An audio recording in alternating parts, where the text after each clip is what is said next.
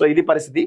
So ఒకసారి college TV లైవ్ను దయచేసి లైవ్ను like చేయండి, కామెంట్ చేయండి, షేర్ చేయండి. అదేవిధంగా సబ్స్క్రైబ్ చేయని వాళ్ళు సబ్స్క్రైబ్ చేసుకోవాల్సిందిగా కోరుతా ఉన్నాం మిత్రులారా. ప్లీజ్ దయచేసి కాలేజ్ టీవీ లైవ్ను లైక్ చేయండి, కామెంట్ చేయండి, షేర్ చేయండి. అదేవిధంగా సబ్స్క్రైబ్ చేయని వాళ్ళు సబ్స్క్రైబ్ చేసుకోవాల్సిందిగా కోరుతా ఉన్నాం. నెక్స్ట్,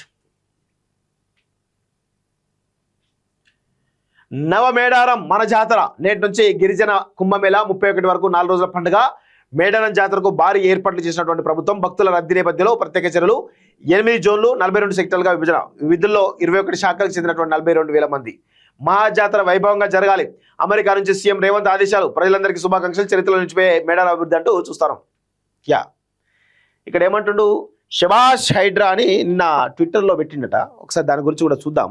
ఈ ట్విట్టర్లో పెట్టుకుంటా శబాష్ హైడ్రా అనుకుంటా మాట్లాడుతున్నారు కదా, దీని గురించి ఎంత దుర్మార్గంగా వీళ్ళు మాట్లాడుతున్నారో. అసలు విషయాలను పక్కన పెట్టి, అసలు దొంగలు పక్కన పెట్టి, అసలు ఎంత దారుణంగా అంటే హైడ్రా పేరిట వీళ్ళు చేసిన దందా మామూలు దందా కాదండి. ఇక్కడ ఏమంటుండ్రు రేవంత్ రెడ్డి చూడండి ఒకసారి. హైదరాబాద్ మహానగర ఆస్తులు విపత్తుల సమయంలో ప్రజల ప్రాణాలు కాపాడడంలో హైడ్రా పోషిస్తున్నటువంటి పాత్ర అభినందనీయం. వేల కోట్ల రూపాయలు విలువ చేసే ప్రభుత్వ ఆస్తులు కాపాడడంతో పాటు నగర సౌందర్యానికి, పర్యావరణ పరిరక్షణకు, ఆయుపట్టులైన చెరువుల రక్షణ, పునరుద్ధరణలో ప్రజాప్రభుత్వం ఆలోచనలు హైడ్రా ఆచరణలో పెడుతోంది.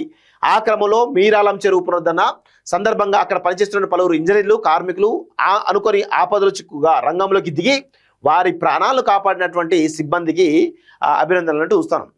సో ఇది ఒక మంచిదే. నేనేమంటా ఉన్నాను, మీరు ప్రభుత్వ ఆస్తుల పరిరక్షణ, చెరువుల పరిరక్షణ అంటున్నారు కదా, మరి వాసవి బిల్డర్ సంబంధించినటువంటి దాంట్లో ఒక చెరువులోనే డైరెక్ట్గా 8-9 పిల్లర్లు, 8-9 టవర్లు కడుతున్నాడు. సో ఆల్రెడీ హైడ్రా రంగనాథ్ దాన్ని కూల్చివేద్దామని చెప్పేసి లాస్ట్ ఇయరే డిసైడ్ అయిందట. దానికోసం బాంబులతో కూల్దామని చెప్పేసి డిసైడ్ అయిందట. మరి ఆ బాంబులతో కూలుస్తా అనుకోండి రంగనాథ్ గారు ఎందుకు వెనకడుగు వేయడం జరిగింది? బాంబులు కూడా తెప్పించినాడు కదా, కూల్చేద్దామని బాంబులు తెప్పించినాడు కదా, మరి ఎందుకు వెనకడుగు వేసిరు? ఏం ముడుపులు ముట్టినాయి? అదేవిధంగా ఇప్పుడు ప్రణవ్ గ్రో పార్కు ఏదైతే ఉందో అక్కడ చెరువు బఫర్ జోన్లో కట్టారు కదా, 6 విల్లాలు కూలుస్తాం నెక్స్ట్ వీక్ అని చెప్పేసి 3 నెలల క్రితం చెప్పారు కదా. ఏమైంది 6 విల్లాలు? ఏమైంది దాని నాలాలు కబ్జా చేస్తే ఎందుకో లేవు. 2001-2002 సర్వే నెంబర్ ఉంటుంది. ఆ సర్వే నెంబర్లో దాదాపు 2 ఎకరాల భూమి కబ్జా అయింది. అది ఎక్కడా కూడా మీరు దాని మీద చర్యలు లేవు. ప్రణవ్ గ్రో సంబంధించినటువంటి ప్రాజెక్టు ఇట్లా చెప్పుకుంటూ పోతే ఇప్పుడు అనురాగ్ యూనివర్సిటీ ఉంది, పల్లరాజేశ్వరరెడ్డిది, ఆ మల్లారెడ్డి యూనివర్సిటీ ఉంది, ఓవైసీలకు సంబంధించినవి ఉన్నాయి. ఇలా చెప్పుకుంటూ పోతే వందల వేల ఆస్తులు, వందల వేల ఎకరాలకు సంబంధించిన ప్రభుత్వ భూములు, చెరువులన్నీ కూడా కబ్జా అయినాయి. వాటిపైన చర్యలు తీసుకునే కనీసం లేదు. ఇట్లాంటి చెప్పి హైడ్రా చేస్తుంది తోపుతురు అంటారు. హైడ్రా చేసిన తోపుతురు ఏం లేదు. హైడ్రా రంగనాథ్ అండ్ రేవంత్ రెడ్డి ఇద్దరు కలిసి గట్టిగా దందా చేస్తున్నారు. మామూలు దందా చేయట్లే వీళ్ళు. ఎక్కడికక్కడ దందా చేస్తూ ఎవరికి బ్లాక్మెయిల్ చేస్తున్నారు. ప్రైవేట్ ప్రాపర్టీలో కూడా ట్రెస్ పాస్ చేస్తూ భయపెడుతున్నారు. వీళ్ళ అధికారం ఉంది కదా అని. పబ్లిసిటీ పరంగా ఇట్లా చేస్తున్నారు. వెనకాల తెర వెనకనేమో ఇంకా పెద్ద ఎత్తున చేస్తున్నారు. చాలా ఉన్నాయి, లిస్ట్ తీస్తే బయటికి చాలా వస్తాయి.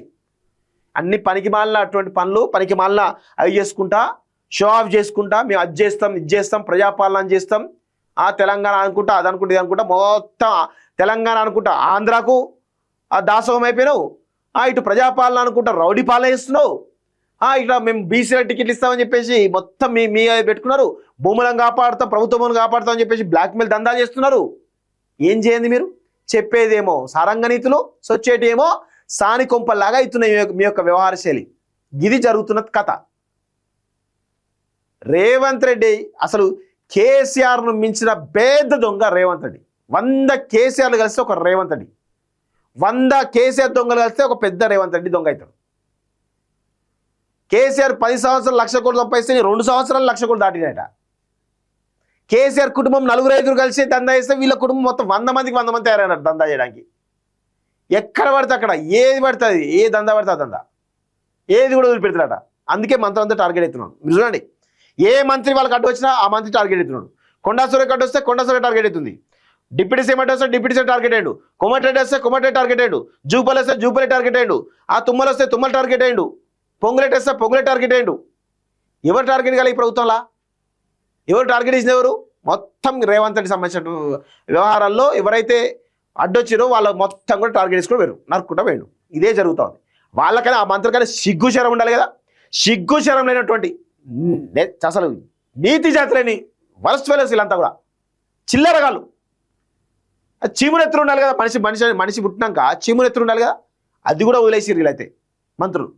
చి చి చి చి ఇంత సిగ్గుమాలినటువంటి జీవితాలు నేను కేసీఆర్ ప్రభుత్వంలో కూడా చూడలే. కేసీఆర్ ప్రభుత్వంలో అయితే కనీసం వాళ్ళు కామ్గానే ఉన్నారు, ఏం చేయకుండా. వీళ్ళు మాత్రం నిజంగా ఎవరు పని చేసుకున్నాడ మిమ్మల్ని ఇంత టార్గెట్ ఇస్తే కనీసం చీము నెత్తురు సిగ్గు శరం ఇజ్జతి లజ్జ మానం ఏవి లేవు ఈ మంత్రులకైతే.